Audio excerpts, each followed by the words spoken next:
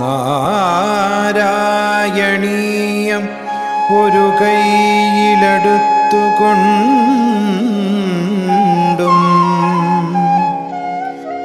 മറുകൈയിലുള്ള നറുവെണ്ണ നുകർന്നുകൊണ്ടും തന്നാശ്രിതർക്ക് തുണയായി വിളങ്ങിടുന്ന നാരായണീയ ഗുരുവായൂരപ്പ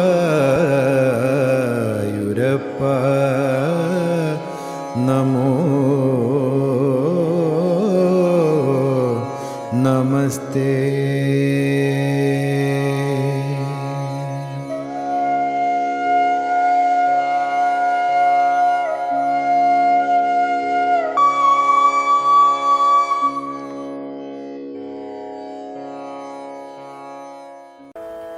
ഉഷയുടെ ഗൃഹത്തിലെത്തി കണ്ണു തുറന്ന അനിരുദ്ധൻ ആ ഉഷയുടെ കാമാതുരമായ പെരുമാറ്റം കണ്ടിട്ട് തന്നെ തന്നെ മറന്ന് ആ ഉഷയുമായിട്ട് രമിച്ച് രസിച്ചങ്ങനെ ആ കൊട്ടാരത്തിൽ ആരും അറിയാതെ, അതായത് അച്ഛനായിട്ടുള്ള ബാണാസുരൻ പോലും അറിയാതെയാണ് ഉഷ ആ അനിരുദ്ധനെ ആ ഗൃഹത്തിൽ താമസിപ്പിച്ചിരിക്കുന്നത്. എന്നാൽ കുറച്ചു നാൾ കഴിഞ്ഞപ്പോൾ ആ ഭടന്മാർക്കും മറ്റു ചില ആളുകൾക്കും ഈ ഉഷയിൽ ചില മാറ്റങ്ങൾ അവർ ശ്രദ്ധിച്ചു. ഒരു കന്യകയുടെ പെരുമാറ്റത്തിൽ നിന്നും മാറിയിട്ട് ഒരു നവോഢ, ഒരു പുതുപെണ്ണിന്റെ ഒരു നാണവും ചില മാറ്റങ്ങളും അവളിൽ കണ്ടു എന്ന് ഈ ഭടന്മാർ ബാണാസുരനെ വിവരമറിയിച്ചു. അങ്ങനെ ബാണാസുരൻ അതൊന്ന് നേരിൽ കാണുവാൻ വേണ്ടി ഈ ഉഷയുടെ ഗൃഹത്തിലേക്ക് പോവുകയാണ്. അതാണ് 4-ാമത്തെ ശ്ലോകം. കന്യാപുരേ ദയിതയാ സുഖം ആരമന്തം സുഖമാരമന്തം ച ഏനം ചൈനം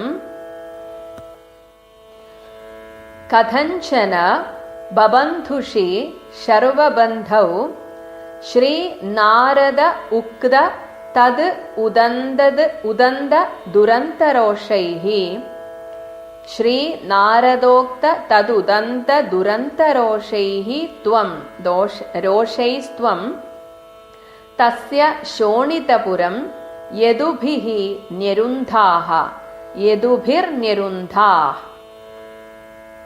കന്യാപുരേ, ആ കന്യകയുടെ ഉഷയുടെ ഗൃഹത്തിൽ ദയിതയാ സുഖം, തന്റെ പ്രിയതമയോടു കൂടിയിട്ട്, അതായത് ഉഷയോടു കൂടിയിട്ട് സുഖം ആരമന്തം സുഖിച്ചു വസിക്കുന്ന ഏനം ഈ അനിരുദ്ധനെ ച ശർവബന്ധവും, ശർവൻ ശിവൻ, ശിവന്റെ ഭക്തനായിട്ടുള്ള ആ ബാണാസുരൻ കഥഞ്ചന എങ്ങനെയും ഒരുവിധം ബബന്ധുഷി ബന്ധിച്ചു. ഈ അനിരുദ്ധൻ എവിടെ പോയി എന്നറിയാതെ ആ ദ്വാരകയിലുള്ളവരൊക്കെ പരിഭ്രാന്തരായപ്പോൾ അവിടെയും ഭഗവാൻ ആ വിവരമറിയിക്കാൻ നാരദനെയാണ് ചുമതലപ്പെടുത്തുന്നത്. അങ്ങനെ ത്വം ഭഗവാനെ അങ്ങ് ശ്രീ നാരദ ഉക്ത, നാരദനാൽ പറയപ്പെട്ട തത് ഉദന്തം, ആ അനിരുദ്ധനെ കുറിച്ചുള്ള വാർത്ത അറിഞ്ഞിട്ട് ദുരന്തരോഷൈഹി, ഇതൊന്നും അറിയാത്തതുപോലെ ഭഗവാൻ അങ്ങോട്ട് കോപാന്ധനായിട്ട് യദുഭിഹി, ആ യദു സൈന്യത്താൽ തസ്യ ശോണിതപുരം, ആ ബാണാസുരന്റെ ശോണിതപുരം എന്നു പേരുള്ള ആ നഗരത്തെ ന്യരുന്ധാഹ വളഞ്ഞു. ഇവിടെ ഭടന്മാർ ഒരു സംശയം പറഞ്ഞപ്പോൾ നേരിട്ടതൊന്ന് ബോധ്യപ്പെടാം എന്ന് വിചാരിച്ചിട്ട് ബാണാസുരൻ തന്റെ മകളുടെ ആ ഗൃഹത്തിലേക്ക് പോയപ്പോൾ തന്റെ കണ്ണുകളെ വിശ്വസിക്കാൻ കഴിഞ്ഞില്ല. അവിടെ ഒരു ചെറുപ്പക്കാരനുമായിട്ട് ഇരുന്ന് ആ ഉഷ ചൂത് കളിക്കുന്നു.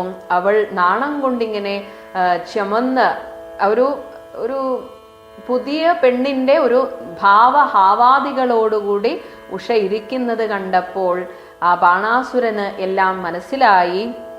അങ്ങനെ ആദ്യം ആ അനിരുദ്ധനോട് പിടിച്ചു കെട്ടാൻ പല രീതിയിൽ ശ്രമിച്ചു. പക്ഷെ അനിരുദ്ധൻ തൻ്റെ കയ്യിൽ അവിടെ കണ്ട ഒരു ഗദയെടുത്ത് അവരെയൊക്കെ അടിച്ചോടിച്ചു. അങ്ങനെ നാഗപാശത്താൽ ബന്ധിതനാക്കി എന്നാണ്. ഈ നാഗപാശം എന്നത് ഒരു അസ്ത്രമാണ്, അസ്ത്രപ്രയോഗമാണ്. പക്ഷെ ആ അസ്ത്രം പ്രയോഗിച്ചു കഴിഞ്ഞാൽ ആ പ്രയോഗിക്കപ്പെട്ടയാൾ, അത് ബാധിക്കപ്പെട്ടയാൾ ഒരു നാഗം വന്ന് ചുറ്റി വരിയുന്നത് പോലെ ആകെ ബന്ധനസ്ഥനായിട്ട് നിന്നു പോകും. അങ്ങനെ ആ അനിരുദ്ധൻ ബന്ധനസ്ഥനായപ്പോൾ ആ അനിരുദ്ധനെ തടവിലിട്ടു.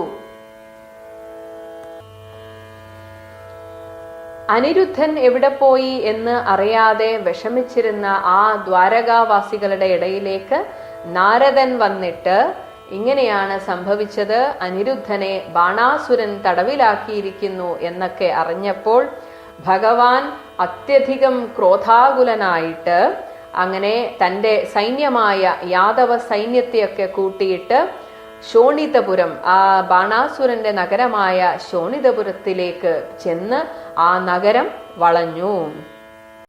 ശ്ലോകം 4.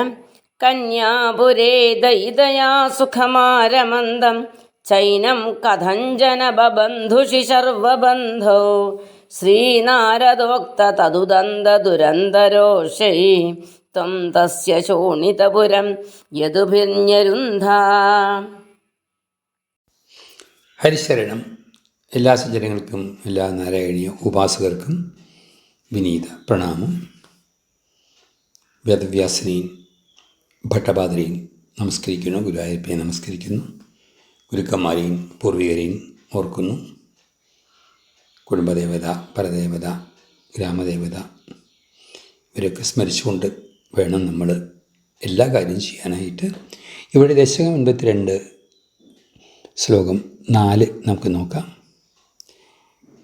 ബാണ ഉഷ അനിരുദ്ധ ഭഗവാൻ ശ്രീകൃഷ്ണ ഭഗവാൻ മഹാദേവൻ അദ്ദേഹത്തിൻ്റെ എല്ലാ ഭൂതഗണങ്ങളും കുടുംബമൊക്കെ ചേർന്ന ഒരു കഥയാണ് ഇപ്പോൾ നമ്മൾ കേട്ടുകൊണ്ടിരിക്കുന്നത്. എന്താ പറയുക, നല്ലൊരു ഭക്തനാണ് ബാണൻ. പക്ഷെ അല്പം ഭേദബുദ്ധിയുണ്ട് അദ്ദേഹത്തിൽ. ശിവഭക്തനായതുകൊണ്ട് എന്തു ആവാം. മാത്രമല്ല, തനിക്ക് പറ്റിയൊരു എതിരാളി വരും എന്ന് പരമേശ്വരൻ പറഞ്ഞിട്ടുണ്ട്. കൊടിമരം വീഴുമ്പോൾ എന്ന് പറഞ്ഞിട്ടുണ്ട്. അപ്പോൾ കൊടിമരം വീഴുണ്ടോ എന്ന് ദിവസവും നോക്കും. അങ്ങനെ ഇരിക്കുമ്പോഴാണ് ചില ആൾക്കാർ ബാണനോട് പറഞ്ഞു, അന്തപുരത്തിൽ പുരുഷൻ്റെ സാന്നിധ്യം ഉണ്ട്. അദ്ദേഹത്തിന് അറിയില്ലായിരുന്നു. ഇത് ഉഷയും ചിത്രലേഖൻ അനിരുദ്ധനും മാത്രമേ അറിയുമായിരുന്നുള്ളൂ. ഇതറിഞ്ഞ് അന്തപുരത്തിൽ അന്വേഷിച്ചപ്പോൾ അനിരുദ്ധനെ കണ്ടു. ശ്രീകൃഷ്ണ ഭഗവാന്റെ പൗത്രനാണെന്നും അറിയാം. പക്ഷേ താൻ ശിവഭക്തനായതുകൊണ്ടും ശിവൻ കാവൽക്കാരനായിട്ട് ഉള്ളതുകൊണ്ടും തന്നെ ആർക്കും ഒന്നും ചെയ്യാൻ സാധിക്കില്ല എന്നൊരു ധാരണ ഉണ്ടായി. അനിരുദ്ധനെ സ്വപ്നത്തിൽ കണ്ട ശേഷം എടുത്തുകൊണ്ട് വന്നതാണ്. അനിരുദ്ധനായിട്ട് വന്നതല്ല, അനിരുദ്ധനെ കൊണ്ടുവന്നതാണ്. അപ്പം അങ്ങനെയുള്ളതായ ഒരു അവസ്ഥയിൽ അദ്ദേഹം ബാണാസുരൻ ഉഷയായിട്ട് സുഖമായി രമിച്ചുകൊണ്ട് ഇരിക്കുന്നതായ അനിരുദ്ധനായിട്ട് ഒരു യുദ്ധം വേണ്ടി വന്നു. രോധിക്കാൻ വയ്യാത്ത അത്രയും വിക്രമമുള്ളതായ ഒരു മഹശക്തിയാണ് അനിരുദ്ധൻ. യുദ്ധം കൊണ്ടൊന്നും ആവാതായപ്പോൾ മായായുദ്ധം പ്രയോഗിച്ച് നാഗപാശം കൊണ്ടാണ് കെട്ടിയെന്ന് പറയുക. ശരിക്കും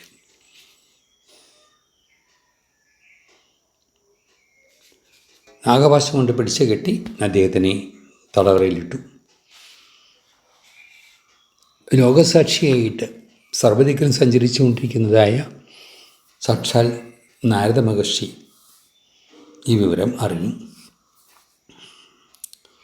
അപ്പോൾ ഇവിടെ നാരദ മഹർഷിയുടെ ഒരു സ്വഭാവം എല്ലാവരും ശുദ്ധീകരിക്കപ്പെടണം, എല്ലാവരും ഉദ്ധരിക്കപ്പെടണം എന്ന് കരുതുന്ന ഒരു മഹാഗുരുവാണ് നാരദ മഹർഷി. ശിവഭക്തനായിരിക്കുന്ന ബാണനും അദ്ദേഹത്തിൻ്റെ കാവക്കാരനായി നിൽക്കുന്ന പരമേശ്വരനും. അപ്പോൾ അവിടെ ഒരു പോരായ്മയുണ്ട് എന്ന് നാരദ മഹർഷിക്ക് തോന്നിയിരിക്കണം. അതുകൊണ്ട് നാരദ മഹർഷി ദ്വാരകയിൽ പോയി ഭഗവാനോട് ഈ വിവരം പറഞ്ഞു. ഭഗവാൻ എപ്പോഴും അറിയണത് തന്നെ ഇങ്ങനെയൊക്കെ ഒരു സംഭവം നടന്നു എന്നുള്ളത് തന്നെ. അറിയാഞ്ഞിട്ടല്ല, അറിഞ്ഞില്ല എന്ന പോലെ നടിച്ചു എന്ന് വേണം വിചാരിക്കാനായിട്ട്. നാരദ മഹർഷി പറഞ്ഞത് കേട്ട് അവിടെ ഉണ്ടായിരുന്നതായ യാദവരൊക്കെ വല്ലാതെ കോപിച്ചു. ഭഗവാനും വിചാരിച്ചു ഇത് തന്നെ ഒരവസരം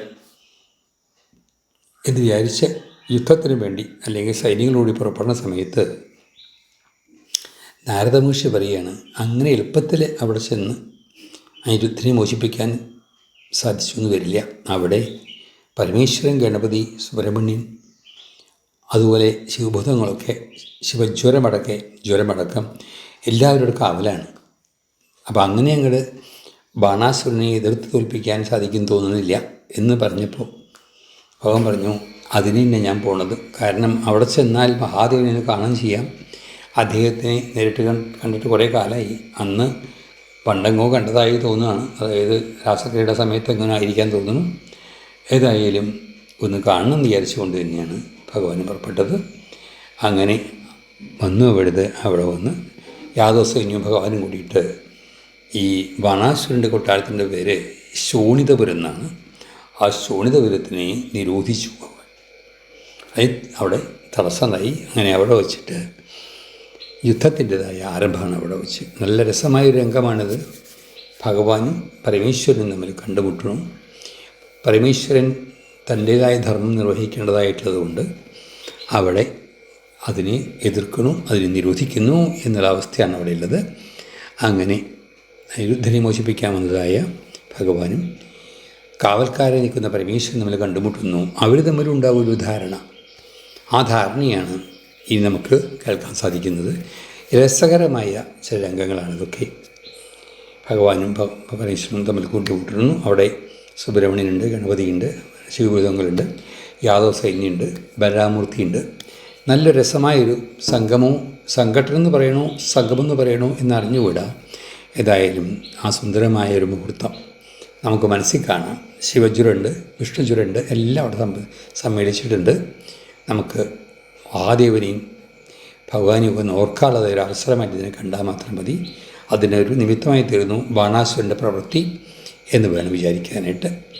ഇങ്ങനെ ഉള്ളതായ സന്ദർഭങ്ങൾ ഒരുക്കുന്നത് ഭഗവാൻ തന്നെയാണ് എന്ന് വേണം കരുതാനായിട്ട്. എല്ലാവർക്കും പരമേശ്വരൻ്റെയും ഭഗവാന്റെയും എല്ലാം അനുഗ്രഹം ഉണ്ടാവട്ടെ എന്ന് പ്രാർത്ഥിക്കുന്നു. ഹരിശരണം.